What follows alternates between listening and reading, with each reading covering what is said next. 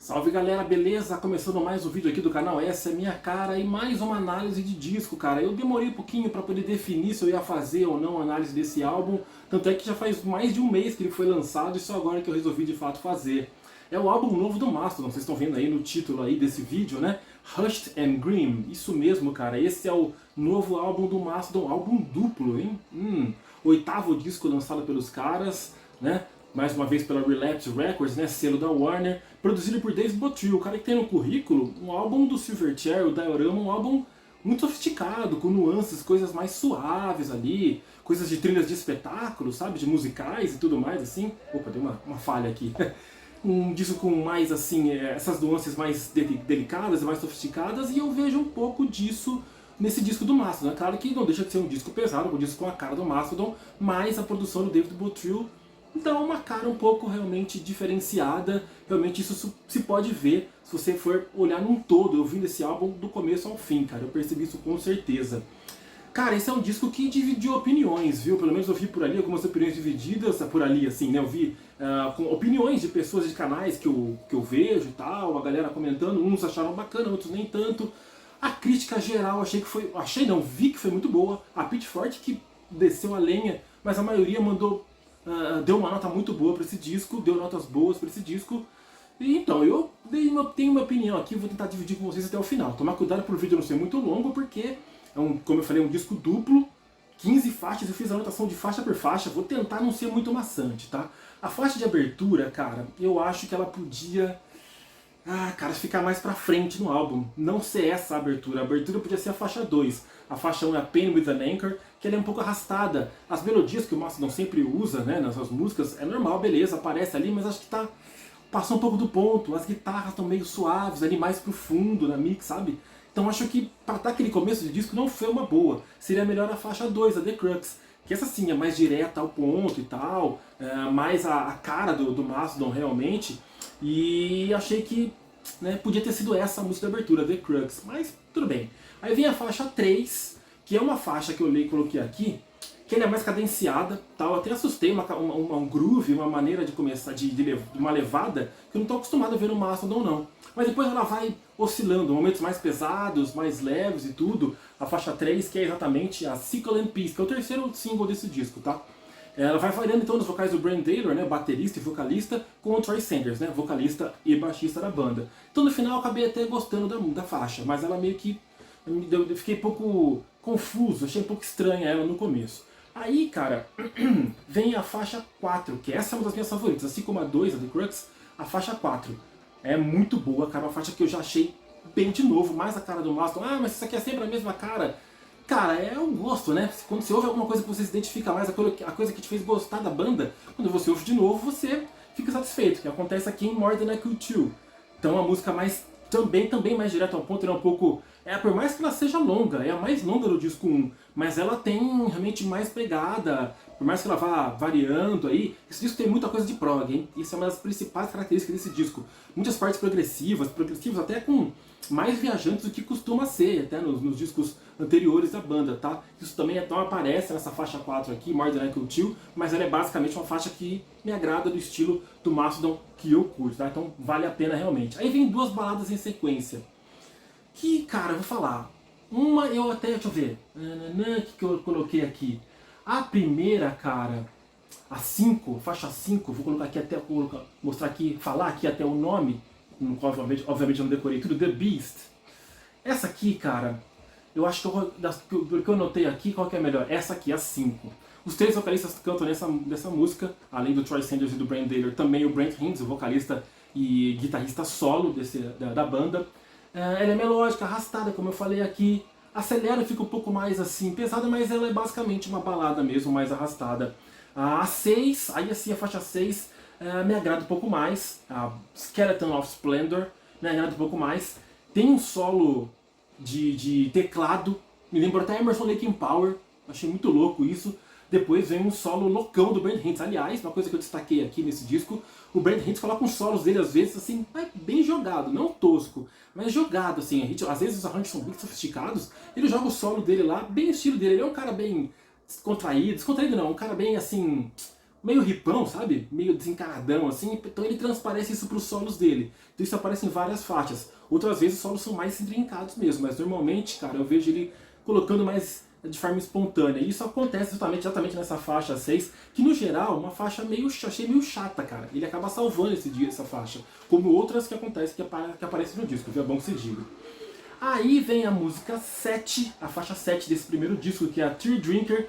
Essa foi complicada, hein? Foi o segundo single desse álbum, né, do Hershey Green. E é uma música que é muito simples, muito... Parece que eles fizeram quase que de propósito para ser mais, assim, de fácil assimilação. A Show Yourself, que tá no disco anterior dos caras, tem essa pegada também. Mas essa eu acho que é muito básica, muito assim, porque o Mastodon é capaz de fazer, eu achei que é muito pouco, cara. Então eu fiquei decepcionado realmente com essa faixa que eu acho que é uma das mais fracas, se não a mais fraca do disco, com certeza, né, cara? Vamos ver se tem mais algum detalhe aqui que eu achei interessante. Tem um solo de baixo com efeito, até achei legal. Um solo de guitarra também depois, os dois são muito bons, mas depois volta a ficar sem sal. O disco 1 fecha com o primeiro single desse álbum, que é exatamente a faixa Pushing the Tides. Pushing the Tides fecha então esse disco 1. Ela, o que eu vi dela aqui? Ela começa, vamos ver aqui, ó. Baixar aqui para não me perder nas minhas anotações. Ela começa... não, tô quase confundindo com a primeira faixa do disco 2 aqui. Ela é mais curta. Aqui, ó. Essa faixa é muito boa. É uma faixa curta, às vezes menos é mais, né? Uma faixa mais curta, rápida, cara, veloz. Tem uma dinâmica muito boa do vocal do Troy Sanders e do Brent Taylor. Um refrão muito massa. Então, excelente faixa. Uma das minhas favoritas também. São umas 3 favoritas aí minha desse primeiro disco, tá?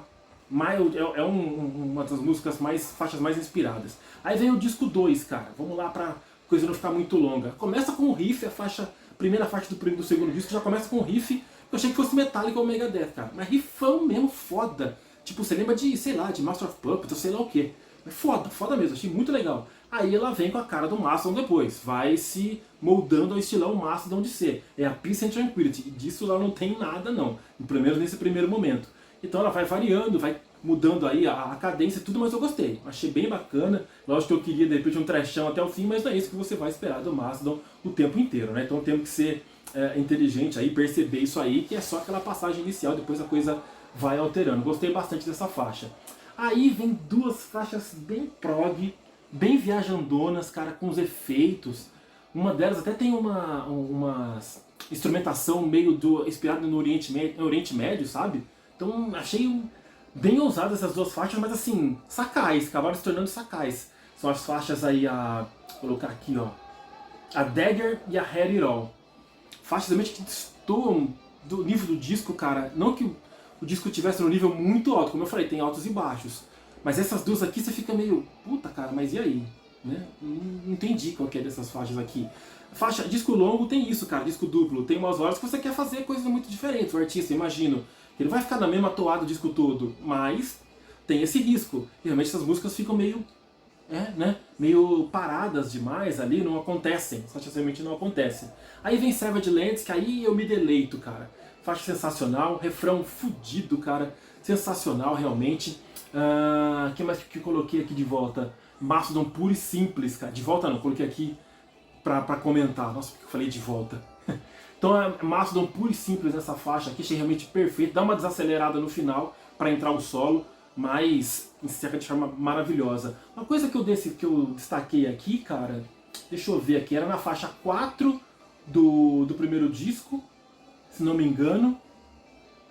Cara, puta, eu não vou lembrar agora de cabeça, pra não ficar muito enrolado. Só em 2 faixas aparece o vocal do Brent Hinds, cara. Eu não esperava, achei que ele fosse aparecer mais. Ele tem um vocal bem assim, esganiçadão, sabe? O Troy Sanders é um vocal mais trash, vamos dizer. O Brent Taylor é mais melódico. O Brent Hinds tem um vocal mais esganiçado, mais loucão. Acho que dá uma dinâmica bacana, dá um contraponto bacana, mas aparece pouco o vocal dele. É uma pena isso aí. Bom, aí vem a faixa 5 desse álbum, o álbum 2, a faixa mais longa, arrastada também, cara, bem prog, de novo, como a média do disco, e mais uma vez o solo do Brent Hinds dá uma salvada, ele joga ali o solo no final e fica bem bacana. Uma faixa que tem 8 minutos e cacetada, ela podia ser um pouco mais criativa, ter momentos mais extremos, depois acalmar de novo, mas não, ela é um pouco tipo monótona demais, entendeu? Isso aqui realmente acabou me deixando negativamente surpreso, né, por ser uma faixa tão sem graça, eu esperava mais realmente. Aí na sequência, cara, você tem aí mais duas faixas que encerram o disco. Faixa 6 e 7, não preciso falar os nomes, né? Depois da Savage Land, que eu achei bem foda, vem a Gobblers and Drags, que é a faixa mais nova do disco. E na sequência vem Eyes of the Serpents e Gigantium. Duas músicas mais ou menos nesse mesmo nível, cara, desde a Gobblers and Drags até essa última Gigantium. Mesmo estilo de música, faixas longas, essa de 8 minutos, depois uma de 6:49 e outra de 6:54. Cara, tinha que dar uma inventada, tinha que fazer algo a mais para deixar a coisa mais interessante de se ouvir. E isso realmente acaba não acontecendo nessas últimas faixas aqui. Elas têm passagens muito boas, o Brain Dealer destrói na bateria, os solos são bons, mas a faixa num todo, se você ficar parando pra ouvir assim, não vou ouvir, tá, vou bater cabeça, pá, não vai acontecer, você vai ficar meio enjoado, assim, sabe, meio assim, tipo, sem paciência, tá ligado? Isso é uma pena, sem dúvida. Então, cara, o que eu até concluí aqui? Que é um disco que você não pode ouvir exatamente da maneira que eu falei agora aqui. Não pode ouvir ele querendo prestar atenção e parando pra isso, pra ouvir. Acho que ele funciona melhor se você estiver fazendo outras coisas. Umas faixas ou outras até funcionam pra isso, pra ser mais assim, de curtição mesmo. Mas no geral, como ele é mais prog, algo pra você dar uma viajada, fazendo outras coisas. Sei lá, cara, trampando até se o momento de trampo permitir. Qualquer outra coisa, velho, arrumando a casa, sei lá. Acho que tem mais a ver. Então isso realmente me surpreendeu negativamente nesse disco. Vou comprar? É provável, cara.